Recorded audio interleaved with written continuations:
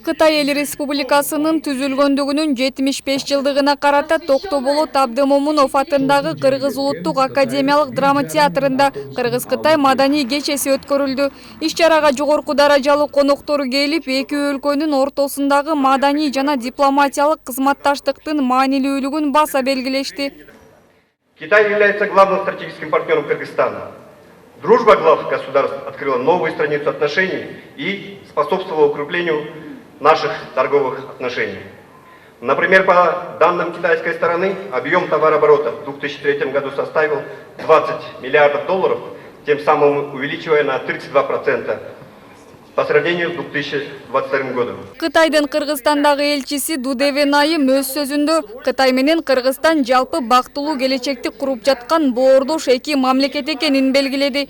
Ал биргелешкен долбоорлор эки өлкөгө зор пайда алып келерин баса белгилеп, аларды кеңейтүү ниетин билдирди.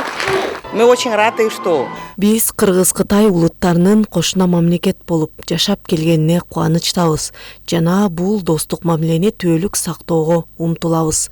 Ошондой эле эки элдин маданий мамилелери да жылдан жылга өнүгүп келе жатканы бул албетте сүйүндүрөт.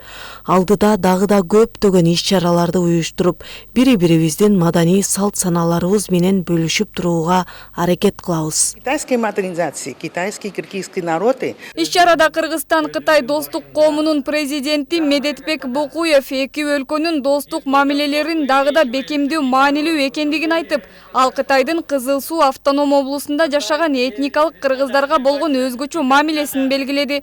Бокуев Кытай өкмөтү кыргыз диаспорасын активдүү колдоп, алардын улуттук маданиятынын өнүгүшүнө шарт түзүп жатканын айтты. Бүгүн Кыргыз улуттук драма театрында Кытай Эл Республикасынын түзүлгөндүгүнүн 75 жылдыгына арналган салтанаттуу кеченин башталышы болуп атат. Биз бул иш-чараны Кыргыз-Кытай достук коому менен, ошол коомдун президенти катары Кытай Эл Республикасынын элчилиги менен биргеликте ушул иш-чараны өткөзүп атабыз. Кеченин маданий программасы конокторду ар түрдүүлүгү менен таң калтырды. Кытай артисттери салттуу кунг-фу жана шаолин согуш өнөрлөрүн көрсөтүштү. Ошондой эле белгилүү Кытай операларынын арияларын аткарышты. Кыргыз артисттери элдик бийлерди жана улуттук музыкалык чыгармаларды виртуоздук түрдө аткарышты.